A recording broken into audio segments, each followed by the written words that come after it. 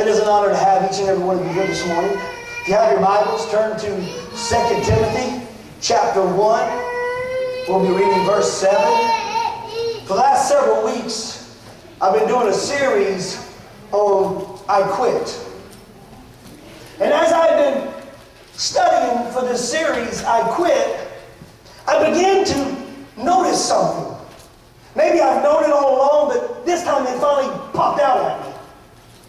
You know, in Genesis chapter 3, when Satan came to Eve in the garden, the Bible said he was more subtle of all the beasts. I began to think about it. He was more cunning, more easy to slide in, more craftiness. And when we think about the enemy coming in and trying to tear down and destroy, we always look for rough, hard ways.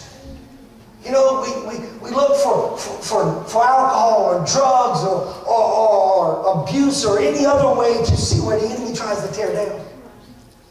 But there's some ways that have been happening as I've been noticing, as I've been studying, that we really don't notice, but it's tearing us down. My first sermon 3 weeks ago was I quit making excuses. Because he has found a way for us to make excuses for not getting involved. Make excuses for why we're not good enough. And then on the second message I preached on I Quit, it said, I quit complaining.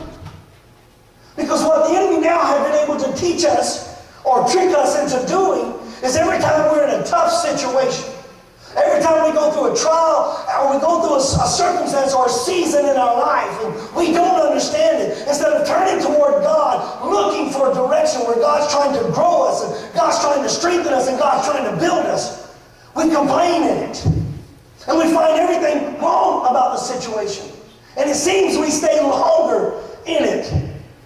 So this morning, as I was preparing for this one, I said, there he goes again. So this morning, I want to speak a message entitled, I Quit Living in Fear. I quit living in fear. Now, for most of us, chances are pretty good we've battled with fear sometime in our life.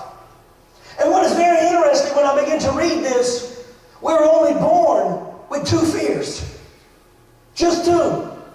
We're born with the fear of falling, and we're born with the fear of loud noises.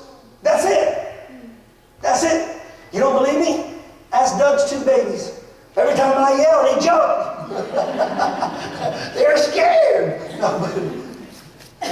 But that means all the other fears that we have through life, we've accumulated those through life. We wasn't born with them. So somehow through circumstances, through situation, through life's events, it has caused us to become afraid. And what we do is, now that every time we see that mental picture, it triggers fear. Why? What do we do? How do we trigger fear? So I begin to think about fears.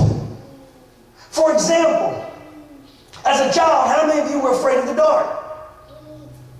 Ooh, I got one. All right, and how about spiders? Are you afraid of spiders? Believe it or not, I will pick up a snake before I will touch a spider. Spiders ain't my friend. What about thunderstorms? You know, you're laying in bed, that first crack of thunder, Mama! You run, go jump in Mama's bed. Thunderstorms. So I began to, as I was thinking about this, I began to send out little feelers this week and check with friends and family about what kind of fears they have. So yeah, I'm going to pick on my wife first.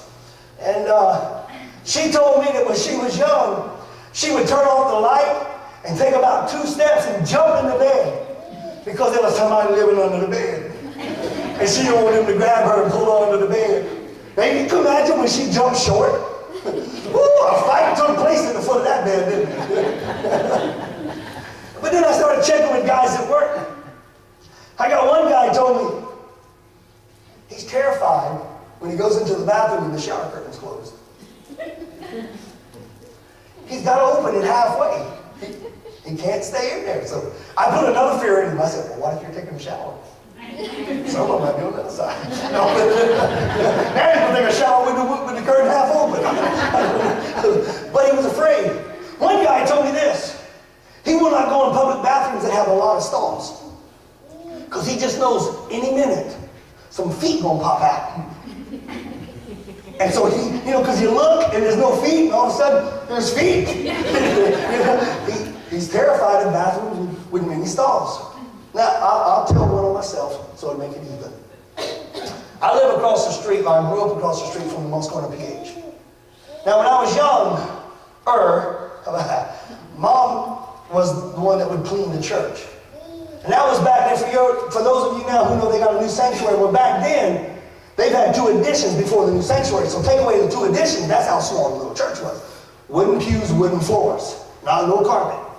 And we'd go in there from time to time and do something, and Mom would say, hey, how about run to the sanctuary and do this for me? And I'd start off in a walk. And that walk become a speed walk. And then that speed walk become a jog. And that jog become a flat out run. Because I just knew by myself in that sanctuary, one of them demons that preacher tried to preach out last Sunday was waiting on me. It was going to grab me and take me away. I could just picture it, me kicking and screaming down the center aisle, and it's dragging me out of church. That was a true fear that I had. Now these are funny. We laughed at them. We thought they were comical. But in reality, those are some true hard fears for people. Today I want to talk about the most common, 4 common fears that many of us face in life.